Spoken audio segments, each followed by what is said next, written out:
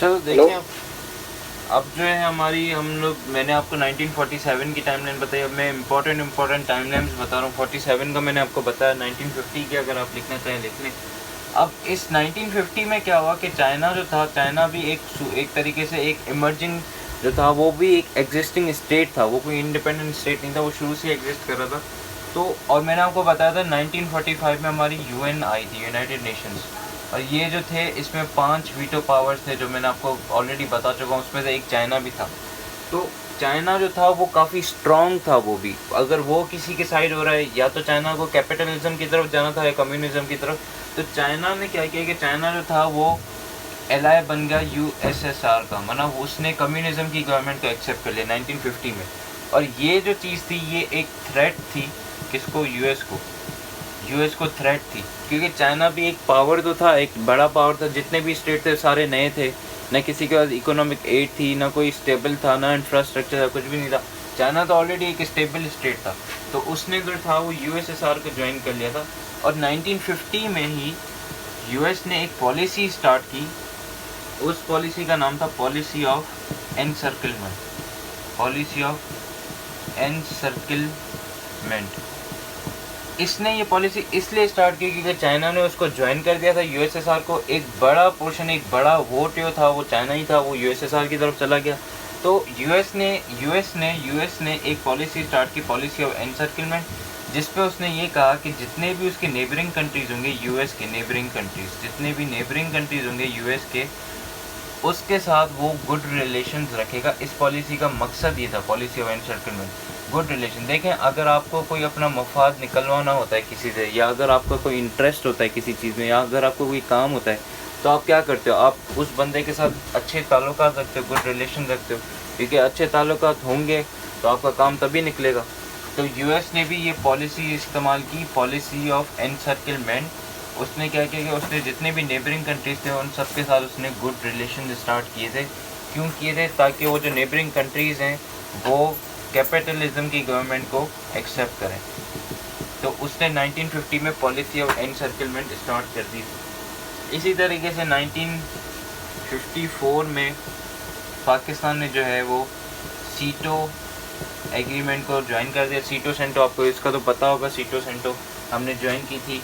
इसका full form होता है south east Asian treaty organisation. ये टाइमलाइन है सिंपल। मैंने आपको ये कहा था कि टाइमलाइन आपको कहीं पे मिल जाएगी। ये टाइमलाइन ख़त्म करके मैं असली फैक्टर्स पे उस पर आऊँगा, लेकिन ये टाइमलाइन भी ज़रूरी आपको पता होनी चाहिए। 1954 में हमने सीटो ज्वाइन की थी, south east Asian treaty organisation, और ये हमने छोड़ी थी 1973 में। उसका रीज़न मैं बताता हूँ क्यों छोड़ी थी। 50 में पॉलिसी आई थी एनसर्कलमेंट की कि हम नेबर से गुड रिलेशन रखेंगे, और चाइना जो था वो एलाई बन गया था उसका यूएसएसआर का, और ये थ्रेट था यूएस को। तो उसको काउंटर करने के लिए यूएस ने पॉलिसी ऑफ एनसर्कलमेंट दी थी कि अपने नेबर्स के साथ गुड रिलेशन रखूँ, ताकि जितने भी उसके नेबर्स हैं, जो भी नए स्टेट्स हैं, वो सारे कैपिटलिज्म को अडॉप्ट करें। जितने ज़्यादा बंदे आपकी तरफ आएंगे उतना स्ट्रॉन्ग आप बनोगे। तो यूएस यही पॉलिसी खेल रहा था। 54 में यूएस ने सीटो जो पाकिस्तान ने जो है वो सीटो ज्वाइन किया। सीटो क्या है? ये एक सिक्योरिटी एग्रीमेंट है, सिक्योरिटी एग्रीमेंट है ये एक सीटो। ये इसने 54 में ज्वाइन की, और ये यूएस के साथ इसने ज्वाइन की, क्योंकि मैंने आपको बताया 47 में ही जो पाकिस्तान था वो यूएस के साइड चला गया था। ये इसने ज्वाइन की। इसी तरीके से इसके एक साल बाद 54 में हमने सीटो ज्वाइन की, 55 में हमने सेंटो ज्वाइन की।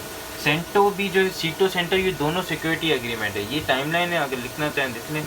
55 में इसने सेंटो ज्वाइन कर दी, सेंटो पाकिस्तान में। ये भी एक सिक्योरिटी एग्रीमेंट है, SA सिक्योरिटी एग्रीमेंट। ये भी एक सिक्योरिटी एग्रीमेंट है जो इसने ज्वाइन की। इसका जो दूसरा नाम है उसको आप कहते हो बगदाद पैक्ट।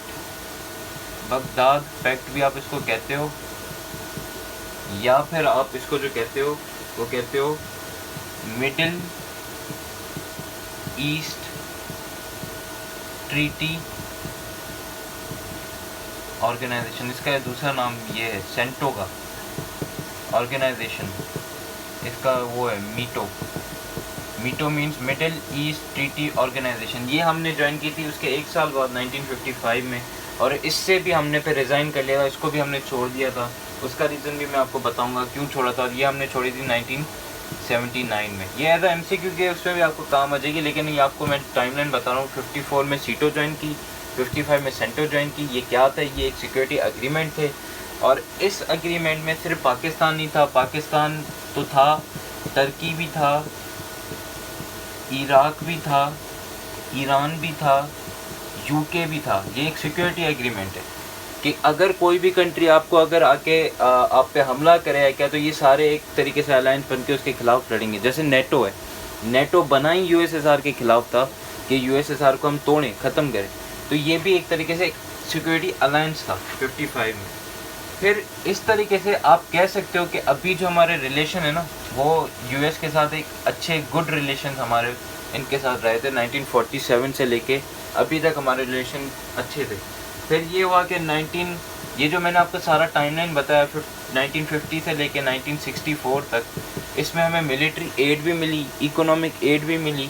अगर आप इसको लिखना चाहो तो हमें 1950 से लेके 64 तक हमें 2.5 बिलियन डॉलर की जो है मिलिट्री एड हमें मिली, इकोनॉमिक एड मिली। और इसी तरीके से हमें $700 की मिलिट्री एड भी हमें US ने दी, क्योंकि हम न्यू स्टेट थे तो हमें तो ये चाहिए थी। मिलिट्री एड भी हमें मिली $700 की, ठीक है। इसी तरीके से 62 में जंग